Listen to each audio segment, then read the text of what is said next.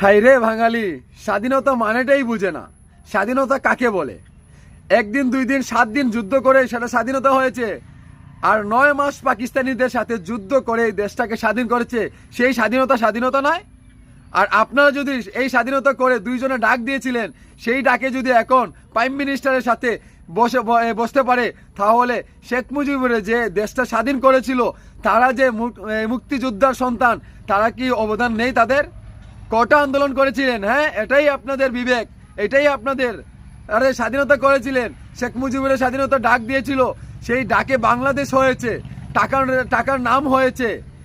আপনারা একটা করে দেখান, স্বাধীনতা একটা বানিয়ে দেখান, স্বাধীনতা করেছেন, দেশের নাম দেন, তাহলে বুঝবো আপনি স্বাধীন করেছেন। 7 দিন যুদ্ধ করে, 7 দিন একটাকে লাফালাফি করে সেটা স্বাধীনতা হয়েছে। স্বাধীনতা বানাও এখানে, স্বাধীনতা নোংরামি করে স্বাধীনতা।